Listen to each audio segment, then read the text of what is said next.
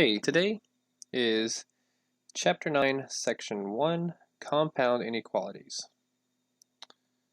Oh, I didn't need a new page. Oh well. So, ooh, this one looks long. Okay, so here we go. Unions and intersection of sets. So let's scroll that up just a tad. Okay, so that's fine. Here we go.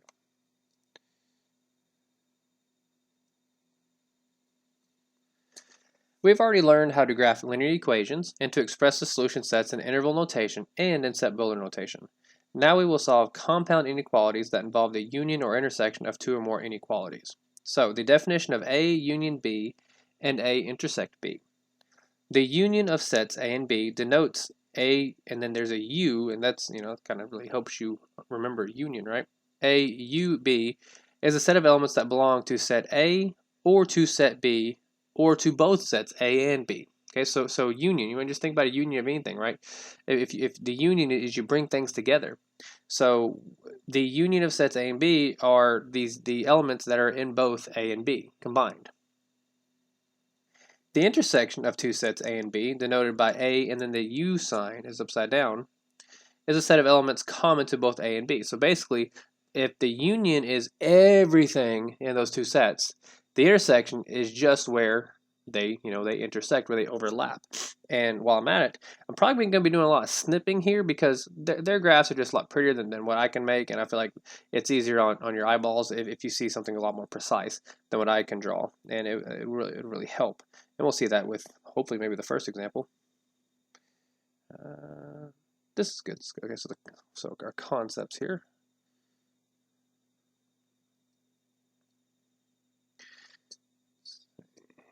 There we go.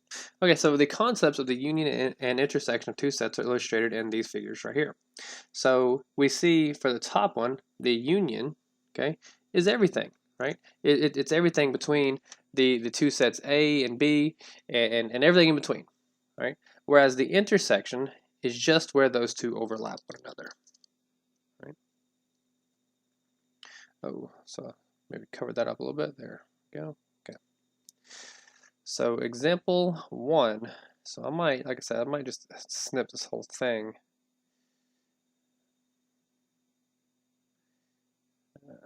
Yeah, we're just gonna go ahead and snippy snip here.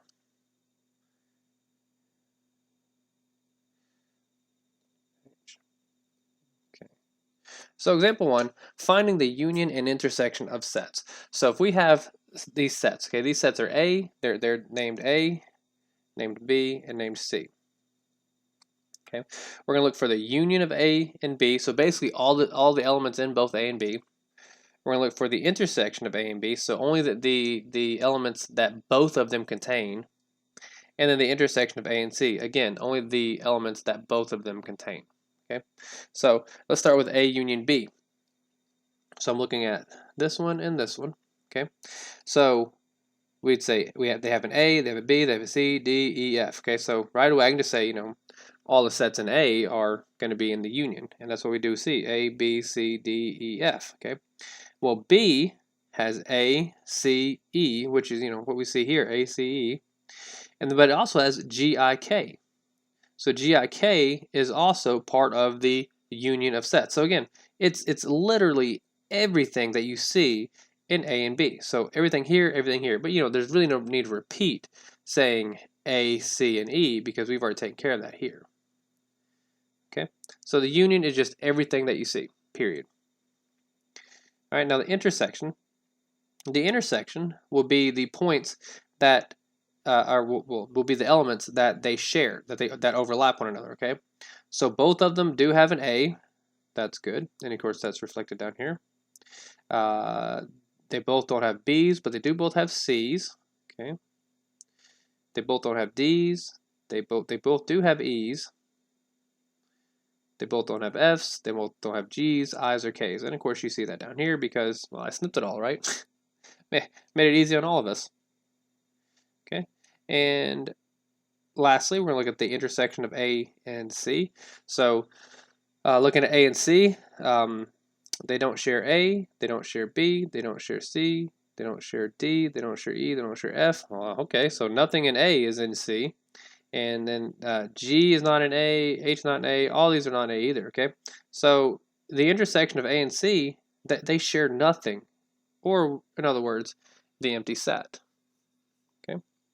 And that's how we write that. And that concludes today's lecture. No. Let's see.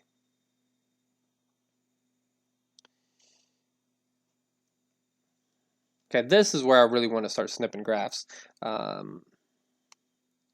So we'll snip these one at a time, and I'll explain them obviously, but I just feel like their graphs will be so much better than mine.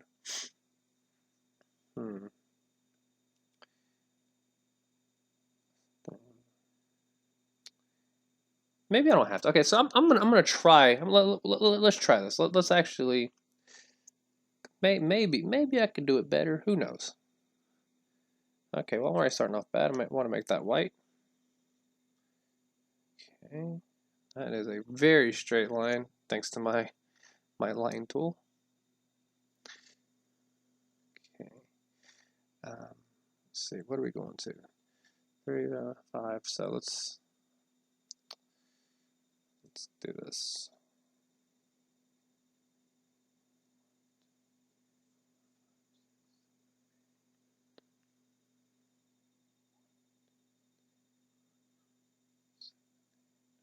Okay. So I'm going to draw A in red, B in blue, and C in green. Okay.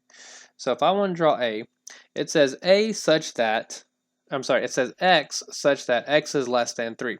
So I'm going to go over to 3, 1, 2, 3, okay, and I'm going to draw an open circle here, and I'm going all the way down here to negative infinity, okay, because it's saying that A is a set of all values of X where X is less than 3. B is X such that X is greater than or equal to negative 2. So I'm going to go down here to negative 2, and I'm going to make a solid circle, and I'm going to go all the way over here to greater than or equal to negative 2. And C are all the values that are of X such that X is greater than 5. So positive 5. 1, 2, 3, 4, 5. So it's going to be like 1, 2, 3, 4, 5. So right here. And hopefully you guys can see what I'm trying to do here. So we'll see. Okay, so A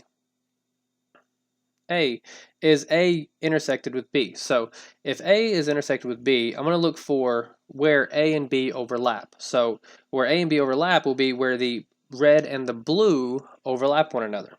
Okay, so if I were to look at this, I see that they overlap each other right in this area here. Okay, but it's very specific, right? Because we are including, looks like negative 2, but as we go to positive 3, we do not include positive 3. Okay, the blue line does go to positive 3, but the red line does not. It goes to 2.999999999, right? But does not touch 3. So therefore, we would say that A intersect B would be from negative 2, and it's a bracket, so we're going to include it, right? It means we're including it. Negative 2 to positive 3, but with the parentheses because we're not including it. Okay, so I don't think that's so bad. I mean, I didn't have enough faith in me to draw something so beautiful, but there it is. And B. So B is A union with C. So it's basically everywhere where you see A and everywhere where you see C. I'm sorry, yeah, everywhere we see red and everywhere we see green, I guess is what I should have said, okay?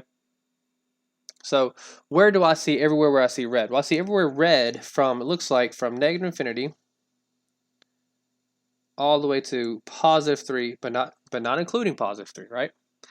All right, and then where do I see all of C? Okay, well, it's going to be unioned with, right, from, looks like we're going to be including 5 all the way to infinity.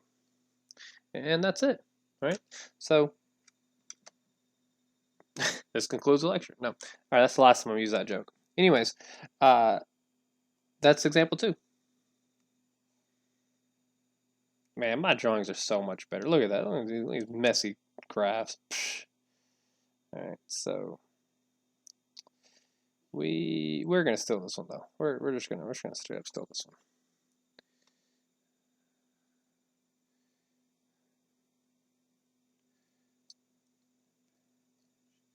Let's see if I can fit them all on here.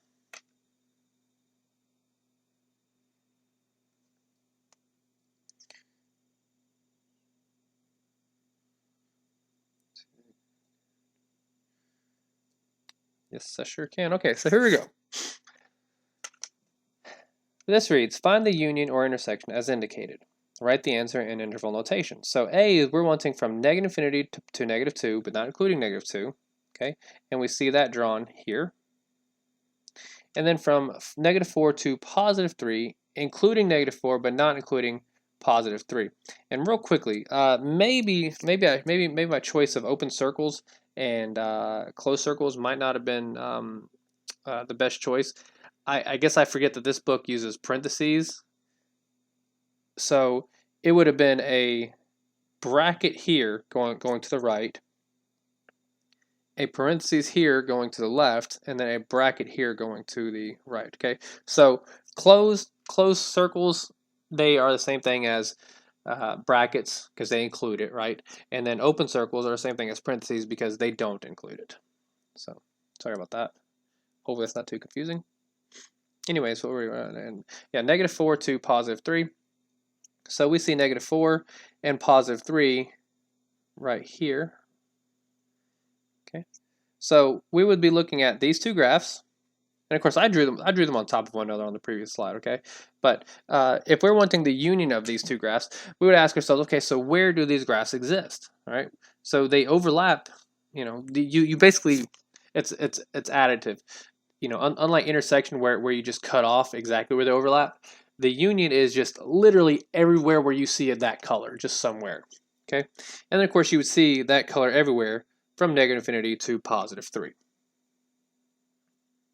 Okay, and honestly, many of you, I'm pretty sure, can either now or will just be able to look at something like this and just do it in your head. Okay, but for now, if you are struggling with that concept, it will help you to draw a graph like this. Okay, B, negative infinity to negative 2. So again, negative infinity to negative 2, we draw it on the graph, looks like this. And then from negative 4 to negative 3, looks like this. And then we ask ourselves, okay, so where do these overlap? Okay, well, and I guess that this is a good part of not drawing it all in one line like I did before, but you can just kind of see here that they overlap, you know, from here down and from here down, and that's where we see this graph here. From negative 4 to negative 2, we include negative 4, but not negative 2. Okay, yeah, hopefully that wasn't too hand wavy, because I do feel like, I mean, the way I graphed it and the way the book graphs it, there are pros to both. I don't really say there's cons to either, but there's pros to both. I'd say maybe a con to the way the book does it is we draw, you know, 2 less number lines, but you can do it either way. Oh, all right, we're at the very bottom. I'm not gonna say it. Example, I think we're at 4, right? Yeah, we did that one. Okay, so solving compound inequalities.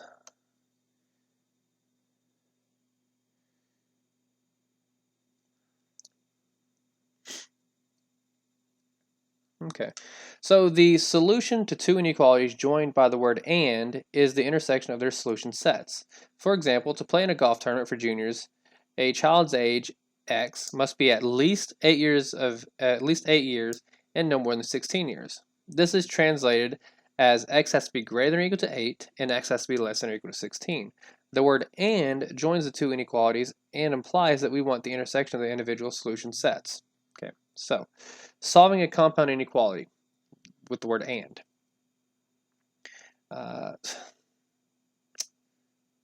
Step 1, 2. We don't really care about step 1, 2, 3. I say that because, look, again, you don't have to necessarily have the algorithm to do something. You just need to know what you're doing, how to get there, right? Once you know how to bake a cake, you don't necessarily do the algorithm. you don't go, actually you do. That's a horrible example, Sherman. Horrible example. Nobody wants a horrible cake. We'll read this. Solving a compound inequality and. Step 1, we're going to solve and graph each inequality separately. Step 2, if the inequalities are joined by the word and, find the intersection of the two. And then step 3, express the solution set in interval notation or set builder notation. So as we work through examples in this section, remember that multiplying or dividing an inequality by a negative factor reverses the direction of the inequality sign. Okay, so again, if you multiply by a negative number or divide by a negative number, remember that we flip the inequality sign. Okay, so what are these fellas talking about? All right, we're just gonna snip all this.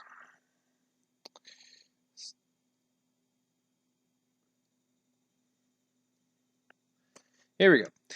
So solve the compound inequality. So in order to solve the compound inequality, what we're going to do, okay, so the compound inequality is we have two inequalities. Okay, we're going to solve both of them for x. Okay, so we solve this one for x, we end up getting x is greater than -3. Okay, so again, we have this, -2x is less than 6. We divide both sides by -2. We flip the sign, and then we get x is greater than -3. We solve x plus 5 is less than or equal to 7.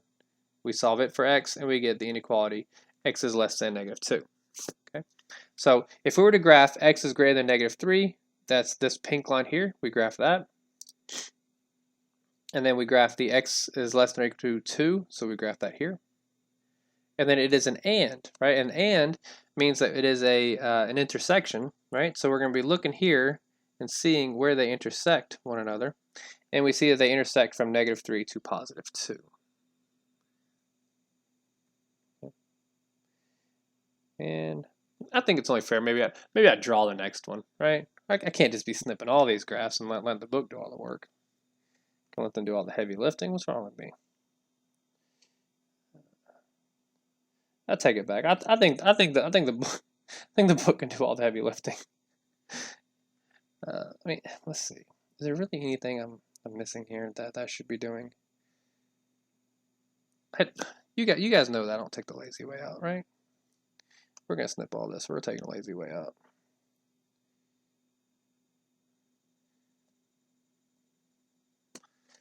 All right, don't tell anybody, except it's on YouTube. So solve the compound inequality. Okay, so we've got two. We just have two messes that we don't like to deal with, right?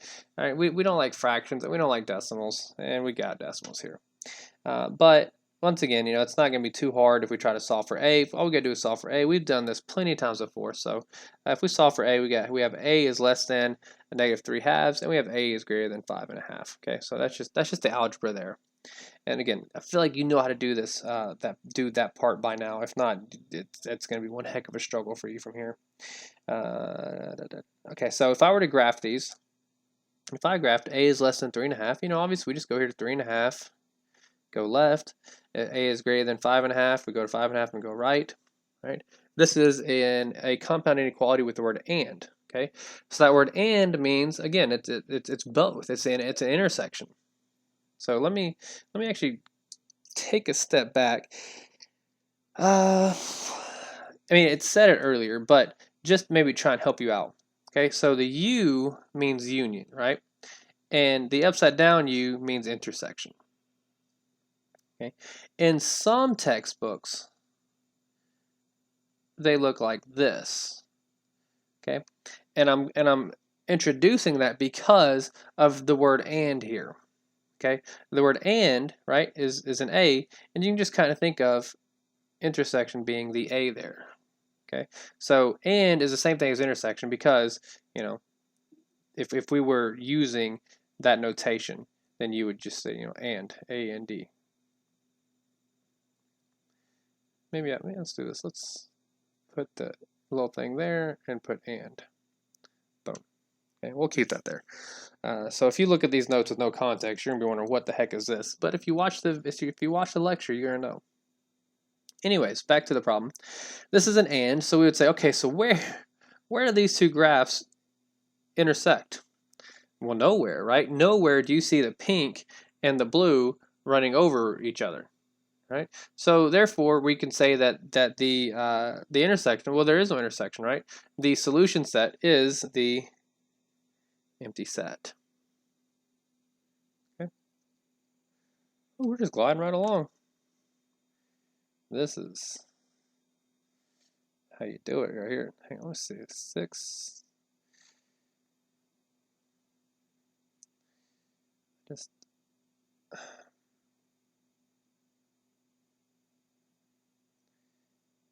I don't feel like it's a bad thing. I don't feel like it's a bad thing for me to just snip the graphs for today. I really don't.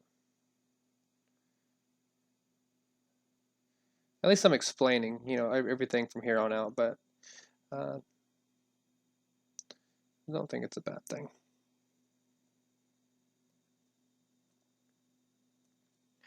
So solve the compound inequality. Again, once again, we're going to solve for x, okay? And if we do this, we take this and we solve for x, right? We end up multiplying both sides by 3 and then dividing by 2, and we end up getting, or negative 2 rather, and we end up getting, you know, x is greater than or equal to negative 9. You know, the procedure here, we've done it millions of times before. We solve for x, we end up getting that inequality. And then if we graph them, again, if we graphed x is greater than or equal to negative 9, we go here to negative 9, we go all the way down here, we graph that. And then x is greater than negative 2, we go here to negative 2, we graph all the way here. And then it's an and, right? So we're looking at intersection. So we would again ask ourselves, okay, so where do these graphs, you know, overlap one another? All right, well, they overlap here from negative 2 all the way to infinity. Okay, so if we were to write this solution set, we would say from negative 2 to infinity.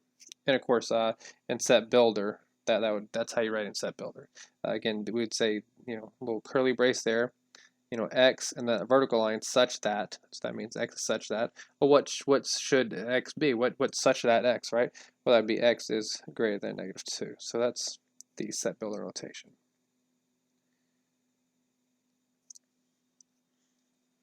I don't think there's anything tricky to these.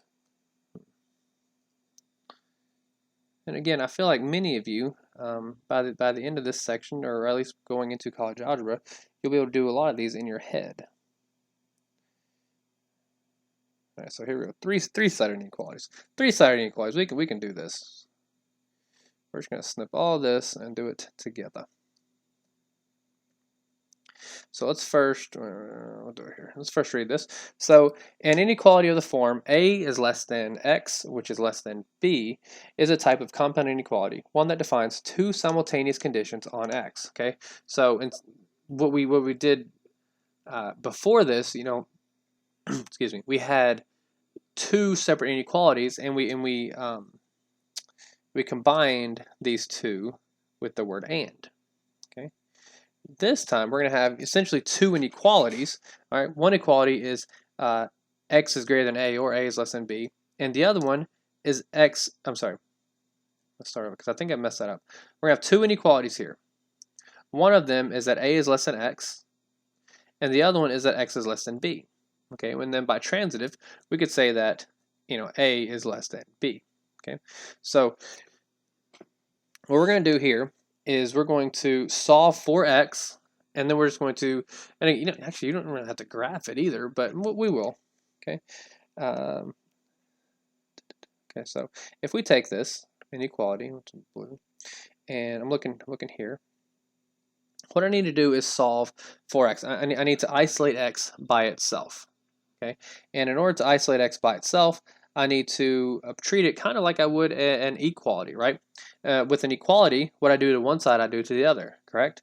Well, with this three-sided inequality, it's going to be kind of the same thing, except what I do to one side, I'm going to do to all three sides. So what I'm going to do first, okay, because I got to isolate this x here, is I'm going to subtract 5 from all three sides, okay? So I'll have a negative 9 is less than 3x, which is less than 5. Okay, and then I'm going to divide all three sides by 3, so I'm going to have a negative 3 is less than x, which is less than or equal to 5/3. Okay, well, I isolate the x, and that's good. So if I were to write this in set builder notation, I mean, that's pretty much in set builder notation already, right? I would say x such that x is between, oh, my elbow touched. X is between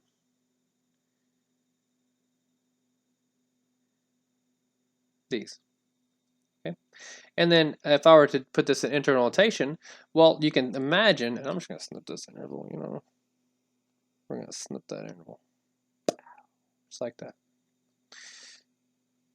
Okay. The x will be between -3 and 5/3, so I could just simply write this. I can write, okay, so it's between -3 and 5/3. Okay, and I'm conveniently leaving off parentheses and brackets for a reason here. So this -3 is near the inequality without the or equal to, so it's going to be a parentheses. And this one is next to a less than or equal to, so it's going to be a bracket. Okay, and that's it. That is it. Boom.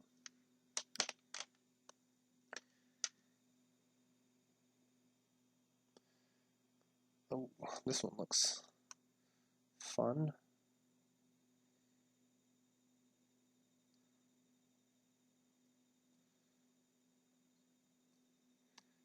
Go ahead and snip this. Just for fun, we'll keep that there. Okay. All right, so this one looks fun, right? All right, here we go. So I need to isolate this p here. So here's what I'm gonna do. I'm gonna first multiply all three sides by -3. Okay. Well, when you multiply by a negative number, you change the signs, and the same procedure happens here, right? So -3 times a +2 is going to be a -6. Okay, -6. And again, I'm multiplying by -3, getting rid of that. All right, and that's going to flip this sign here. And then I multiply that, you know, the whole point of multiplying by -3 is to clear this fraction here. And then I multiply this -1 by -3, so that flips this sign as well and turns to a +3. I'm going to add 2 to all three sides, so I'm going to end up with -4 is less than or equal to p, which is less than or equal to 5. Okay, so again, I mean, set builder notation is super duper easy, right? It's just, you know, the curly brace, this, it is we just basically rewrite this. So you'll know, or if I haven't said it already, set builder notation is my favorite way to write things because it's just basically restating the fact. If I were to write this in interval notation, okay, well let's just without looking at this, right? Let's just imagine this, okay? This is saying p. Oh, it's p, Sherman. Yeah, see, I love set builder so much. Anyways, so p is between -4 and +5. Okay, well that's not hard, right? I mean, I'm going to say it's between -4 and +5. All right, and it's an or equal to in both cases. So I just write it like this: -4 to 5, and I've used a bracket because we have an or equal to in both cases. Okay, and again, I did snip the graph down there, and you can see that that is the exact same thing. And let's move it back. Let's move it right here. Boom. I think that does it.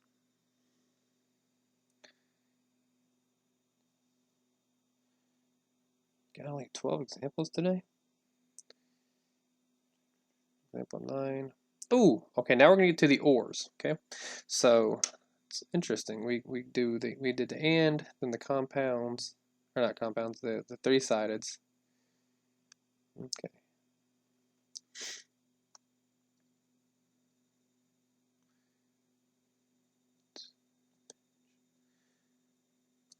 All right. So we did and earlier to combine two inequalities, right? And I said that and is in the same vein as the intersection. Okay.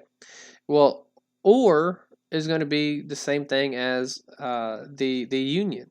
Okay. So or will be the same thing as the union problems that we did here, like A. or I'm sorry, B, A union C, right? Of course, that was an empty set. Wait, no, yeah, that wasn't an empty set. I'm sorry.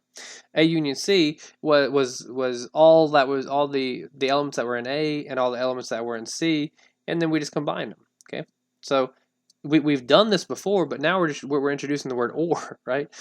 So all we're doing is reiterating the fact from earlier of the union, except now we're using it with words.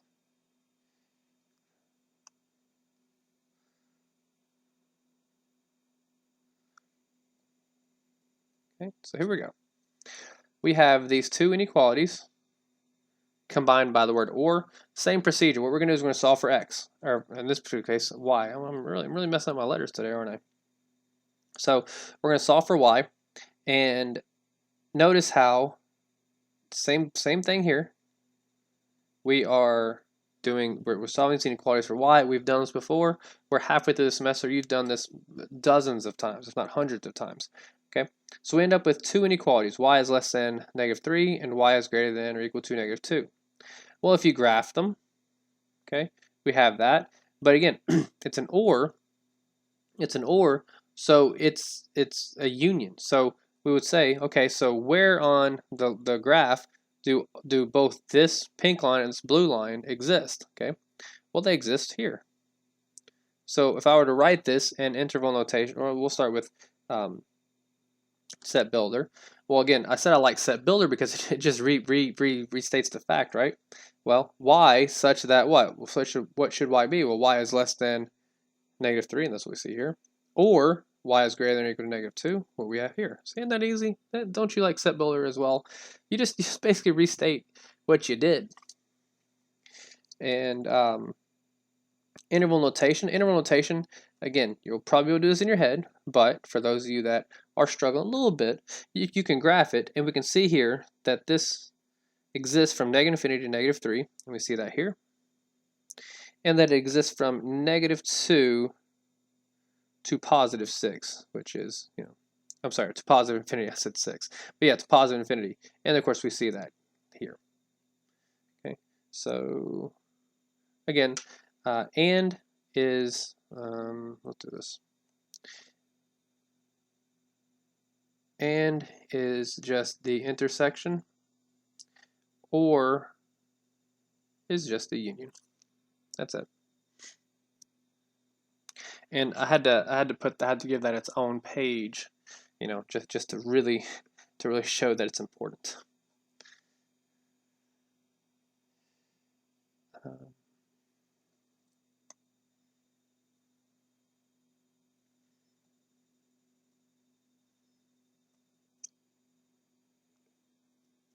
So looking at this one, once again, we always solve for x. Okay, we solve for x, we end up getting x is less than 13/4 and x is greater than -3/2. Well, if I graphed x is less than 13/4, we see that it's this pink line here. If I graphed x is greater than -3/2, it's this blue line here.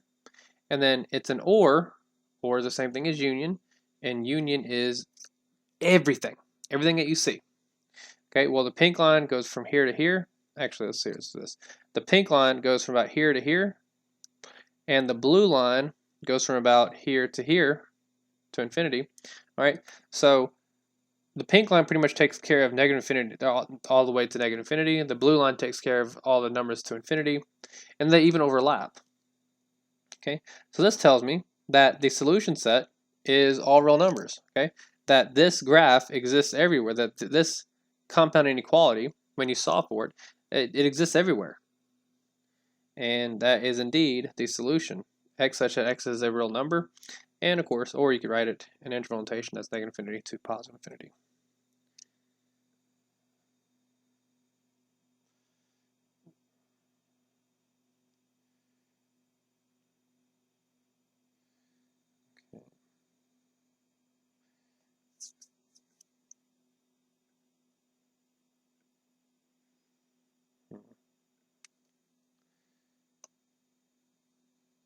I do like that that this text tries to incorporate, a lot of real life stuff at the end of their sections. Anyways, so the normal level of thyroid stimulating hormone, TSH, for adults range from 0.4 to 4.8 microunits per milliliter. Oh, well, I guess I didn't have to. Sorry, I didn't mean to actually do this, or actually snip the solution, but it's there now. Let X represent the amount of TSH measured in microunits per milliliter. So A reads, write an inequality representing the normal range of TSH. Okay, well, I mean, it told us the normal range is from 0.4 to 4.8. Okay, and the way you'd write that, it would be this three-sided inequality from 0.4 to 4.8. And if we were to write abnormal levels, okay, so this is good. Okay, so I guess it's not terrible that oh shoot, I guess it's not terrible that I snipped the solution to this one. Mainly because I think the big part is here. Okay, so let's put a 0 here.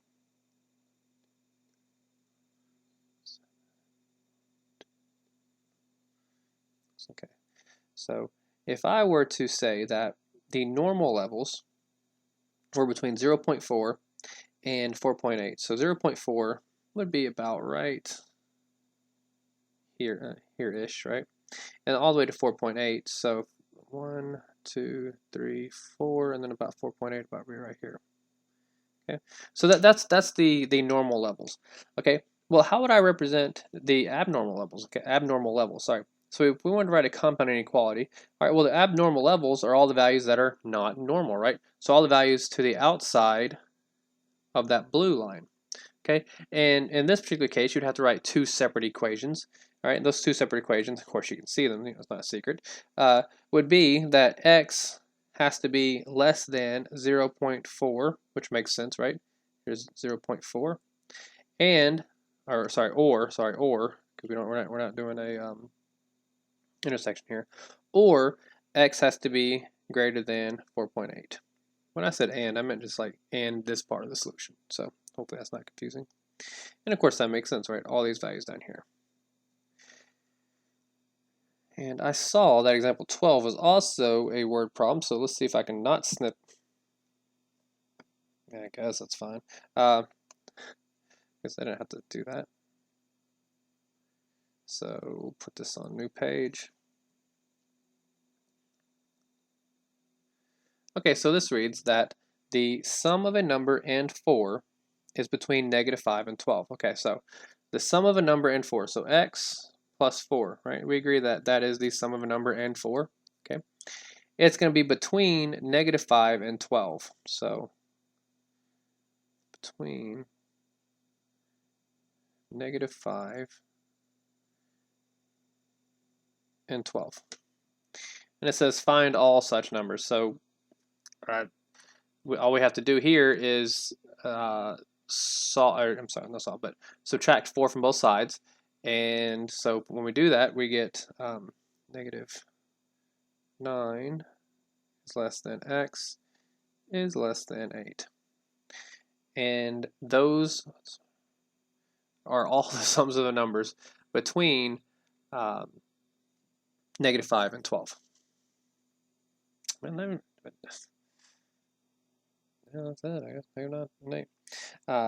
Those are all such numbers. That's it. I guess I could have just snipped that whole thing too. So today was just a snip fest. Again, mainly because my graphs aren't the worst thing in the world, right? In fact, I argue that they're pretty good. But I do also feel that more precision might be needed, especially when it comes to teaching this class, and especially in this online format, right? So anyways, I believe, let's double check. Yes, that does conclude today's lecture.